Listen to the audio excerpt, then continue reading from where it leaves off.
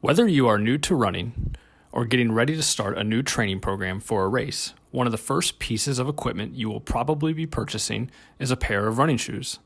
But with so many options on the market, the question is, which pair of shoes should you buy?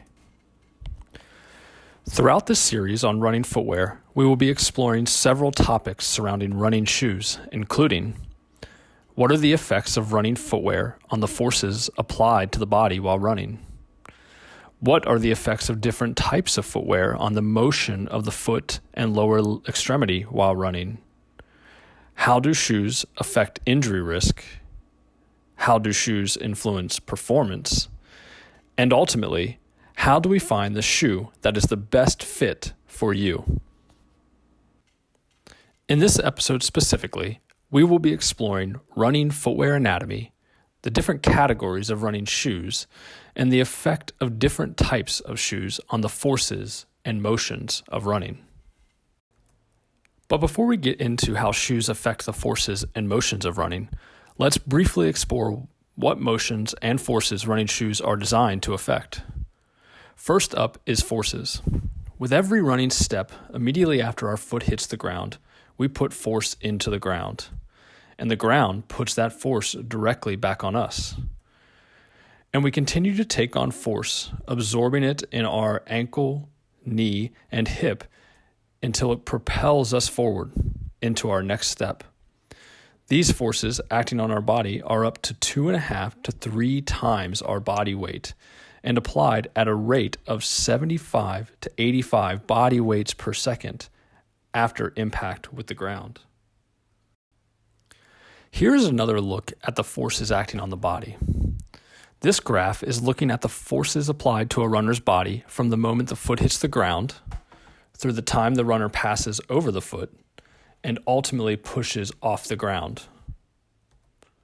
And the graph shows the rate that the force is applied, the initial impact force, and the maximum force applied to the body.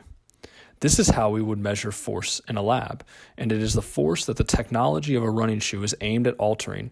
And this is important because the magnitude of these forces and how they act on the body has been associated with the efficiency of running and running-related injuries. Now let's look at the motions that a runner's foot will go through after their foot hits the ground. This is when we will be talking about terms that many runners have heard before: pronation and supination. Many of you may have been told that you are a pronator or a supinator. And to that, we would say, good. You should be both a pronator and a supinator. These are normal motions of the foot that occur to allow our foot to adapt to the ground, absorb force, and become rigid enough to propel us forward. Immediately after our foot hits the ground, to the point when our body is directly over the foot, we go through the motion of pronation. This involves the outward rotation of the heel, drop of the arch, and inward rotation of the lower leg toward the midline of the body. This motion allows our foot to adapt to the ground and absorb force. Just after the body passes over the foot, we begin to supinate, which involves a reversal of the motions of pronation. This includes an inward rotation of the heel, elevation of the arch, and outward rotation of the lower leg. This motion allows our foot and lower leg to become a rigid lever that we can use to push off with. These are the motions that shoes will affect, usually with an attempt to control excessive pronation and accommodate or cushion a lack of pronation. It is these motions that, when found to be excessive, limited, or poorly timed, have been associated with a limited ability to move forward efficiently and with running-related injury. Now let's get into footwear. But before looking at how shoes affect forces and motion, let's look at a quick overview of some important footwear anatomy. The first major part of the shoe is the midsole. This part of the shoe is between the insole and sometimes a carbon rubber outsole. The midsole is usually made of foam for cushioning and is constructed to the shape of a last or model of the foot. The last can be straight, often found in stability shoes, or curved, found in lightweight racing shoes. Most shoes, though, will fall somewhere in the middle with a semi-curved last, like this shoe by Saucony. The midsole is also where a manufacturer will include technology to add more stiffness or stability to the shoe. This is usually higher density foams or plastic material and is meant to control motion. The last few things to note about the midsole is the stack height and the heel-to-toe drop. The stack height is influenced by the amount of material between your foot and the ground, with increased foam leading to an increased stack height. The heel-to-toe drop is the difference between the height of the heel and the height of the toes.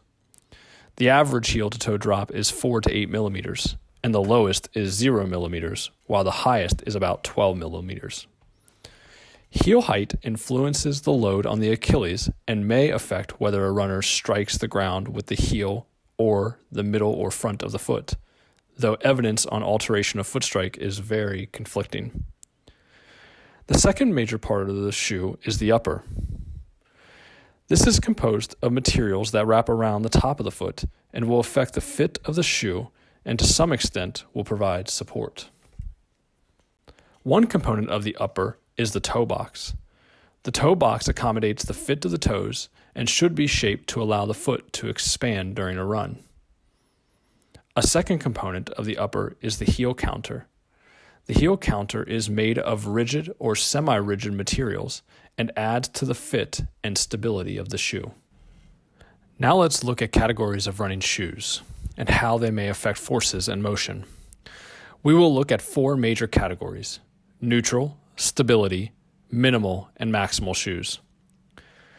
Regarding technologies that are meant to provide stiffness and control motion, shoes can either fall into a neutral or stability category.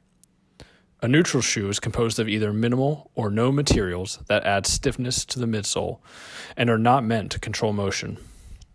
A stability shoe uses higher density foams and plastics to add stiffness in an attempt to control amount or rate of pronation motion. The density of the material and the extent of its coverage on the inside portion of the midsole will influence whether a shoe will have more or less stability and motion control. Shoes can also fit into a minimal or maximal category. A minimal shoe is lightweight, flexible, has a low heel-to-toe drop, usually 0, minimal cushioning, and no materials used to control motion. These shoes are designed to allow natural foot motion and are not designed to control pronation. A maximal shoe has an increased stack height, composed usually of more foam for cushioning and absorption of forces. Just like neutral and stability shoes, these shoes can also fall on a spectrum from very minimal to very maximal, and maximal shoes can also be neutral or have materials added to increase stability. Now let's look at how these different categories affect the forces and motion of running from what research shows us. When we look at minimal, maximal, or stability shoes in the research, they are often compared to a neutral shoe or how they are different from a neutral shoe. So let's look at how each category compares. In a minimal shoe, a runner usually has decreased force applied to the knee, increased force applied to the calf and Achilles tendon, and has decreased rate of loading and impact forces. The caveat, though, is that these changes depend on the runner changing from a heel strike pattern to a mid or forefoot strike pattern. If the runner does not change strike pattern, these changes are usually reversed with an increased loading rate and force at the knee. As for pronation, studies generally show that pronation is increased. In stability shoes, a majority of research shows that impact forces and loading rates are decreased, and pronation is decreased as well. Lastly, in maximal shoes, a few research studies show an increase in impact forces and loading rates. Pronation is also increased and often occurs closer to push-off. Despite the results, it is important to point out that there is a lot of variability in research with how different runners respond to each category of shoes. And it may be that each individual runner has a unique response to footwear and therefore needs to consider if a certain type of shoe meets their needs. So let's look at an individual case. This is Sammy. Sam is a competitive runner and lab assistant at the Ohio Center for Running Performance. Sam ran for us in our lab while we captured data with a 3D motion capture system and a specialized treadmill that measures force while running. She ran in 4 different shoes: a neutral shoe, a moderate minimalist shoe with 0 drop, a stability shoe, and a maximal shoe. You can see that some responses are consistent with research, but some are not. For example, she actually presents with increased pronation in the stability shoe and decreased pronation in the maximal shoe when compared to running in a neutral shoe. Which shoe is the best fit for her will depend on an individual assessment of her history, goals, and analysis of her running form, which we'll explore in episode 2. Thank you for tuning in to this episode of Run School. In episode 2, we will look at how this information and the fitting process helps to find the right shoe for you. Please post any questions you have below the video, and we would be happy to respond.